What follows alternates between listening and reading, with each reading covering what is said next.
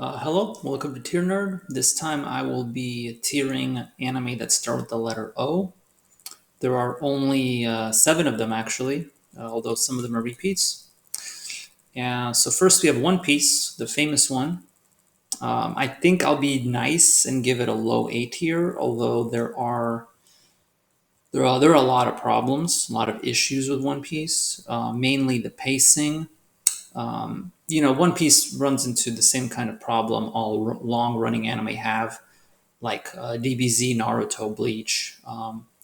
So some of them, like Naruto and Bleach, they use lots of fillers. That's how they waste time. One Piece, on the other hand, does the same thing DBZ did, and that is to stretch out the story and make everything ridiculously long. Um, and because of that, the quality suffers. I'm judging it A minus. That's being nice. Like if you if you take into account all of the junk they do, like with the stretching, it's more like a B. And there are times when One Piece drops down to C tier quality just because it's just annoying because they just stretch stuff out and nothing is happening.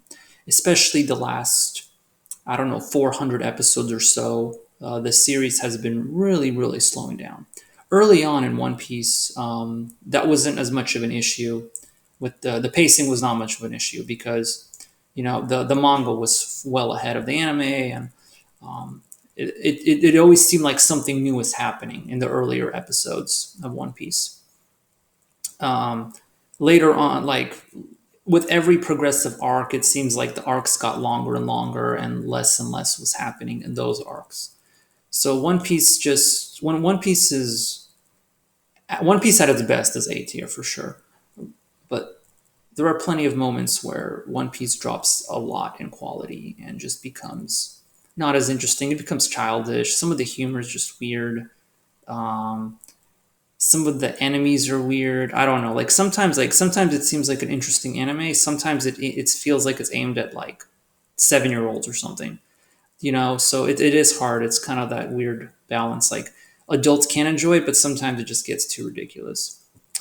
Um, so yeah, so One Piece is decent. I mean, I'm still watching it. I'm gonna watch it till the end. Probably done in about another I don't know 4 or 5 years, but I'll probably be watching it till the end. Then we got One Punch Man.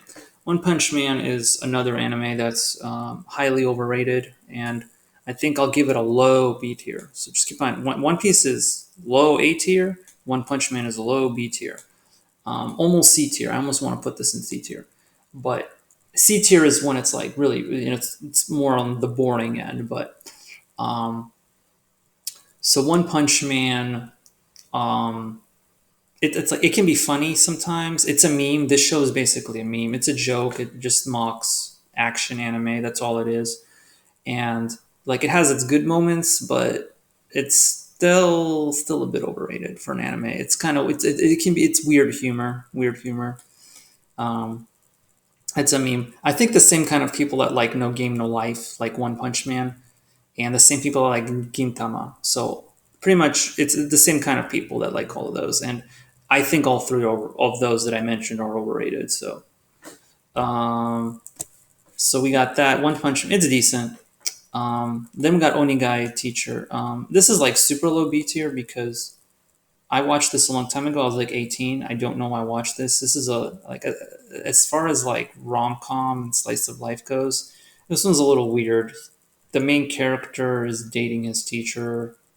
Anyway, it's just weird. Like, and it's just it's a normal anime, right?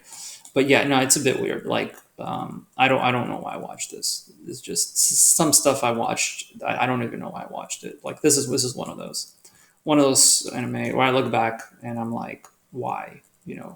Makes me kind of cringe on the inside. So this is one of those anime that makes me cringe on the inside. So this is a low B tier, maybe even high C tier. Okay, then we have Otome Game. So basically, let me give you the English title. So the English title of that.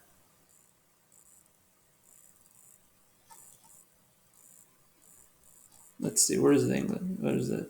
I'm looking it up. Yeah, Otome Game no Hametsu Flag. It's just a, it's one of those anime based off a light novel where it's super super long. My next life is a villainess. All routes lead to doom. So she's just, she gets reincarnated, in the isekai. She gets isekai'd, and she's supposed to be like the bad, one of the evil characters in the isekai world. And the isekai world she's in is based off of a dating sim she played um, in the real world. So she knows how the story is going to end and that she's supposed to die, and there's all these different paths where she dies. So she uses her knowledge of the game to try to prevent her from dying. So it's basically funny. It's a comedy, and basically the show, it just ends up completely different than in the game, because she makes different decisions. So that is yeah. So this one's pretty, like, this one's kind of funny. Like, this is better than most isekai. Most isekai are very generic and have these super long titles, and you forget about them, and they're like 12 episodes long. There's been a lot of those in the last 5 years or so. So this is one of those, but this is a little better than the average. Let's see. Then we have Outlaw Star. Outlaw Star, I think I'll give high B tier, almost A tier. When I was a kid, I watched this on Toonami, and I loved it. This would have been like A tier for me as a kid. But now I rewatched it recently, and it wasn't as good. It's still good, but upper B tier. I rewatched a lot of old anime about a year ago, stuff that I hadn't watched in probably 20 years, and I just rewatched it again just for nostalgia. And some of it was almost as good as I remember it. Like Digimon. Digimon was still amazing even 20 years later. And then others, like some like Outlaw Star was just a little worse than I remember it. Record of Lost Sword was quite a bit worse than I remember it. So some things are just different. When you get older. Then we have Overlord. So I split up Overlord into two sections. This first one is Overlord, the first season. The second one is going to be Overlord season 2 and 3 and all the other seasons, because there's a difference in quality and how I view these two. So first we have Overlord season 1. Overlord season 1, I'm going to give it a B tier, maybe a solid B tier. Maybe, you know what? I think it's fair to give it higher than One Punch Man. I think I'll do that. I'll give the first season Overlord higher than One Punch Man season. So season 1. So the main character gets isekai. So notice that there's a lot of isekais. Except, well, he plays an MMO in the real world, and then he gets stuck in the MMO. So it's sort of an isekai in a way, and he's basically like a skeleton overlord, and he rules like a army of the undead. So his guild and all of his vassals are basically undead, and he's undead. So it's an interesting concept where he's kind of like, he's undead. So they're not human. So their enemies are the humans. And in the first season, it's still kind of cool. Like, the main character's cool. His people are kind of annoying. A lot of his vassals are really annoying, to be honest. Like, a lot of yandere and a hot. It's got the whole harem thing. It's just kind of dumb. It really is. So some of the characters are cool. Some of them are really annoying. So yeah. So basically, he's learning about the world, and he's trying to find out how he got there and all of this stuff. So Overlord season 1 is decent. It's solid. A bit overrated, but it's still solid. Okay. Now, my problem is with what happens after Overlord season 1. It's Overlord season 2 and 3, which I don't know if I want to put it in C tier or if I want to put it in D tier. And my problem is not that, like, the animation's bad, or maybe that the story is bad. Well, kind of, that's the problem. The story is bad. My problem is more like with the perspective of the story. See, in my opinion, the main character is the villain. The main character is the bad guy. In season 2, Ainz shows his true colors, and he really does become evil. And the problem is, he's a self-righteous bully in the second and third season. So my problem with Overlord is the same problem I have with Gate. In Gate, you have self-righteous bullies and Japanese propaganda. That's the problem with Gate. The problem with Overlord is, well, you don't have the Japanese propaganda, but the self-righteous bully level is much higher. And It's basically like your main character is basically Stalin or Hitler. Just pick one. That is him. That's the main character, and his guild. That's basically what it is. And maybe there's like one or two people on his team that are actually halfway decent people, but most of them are jerks and evil. And basically, I just don't like the perspective of it. I would rather see the story told from the other side, from the side of the humans.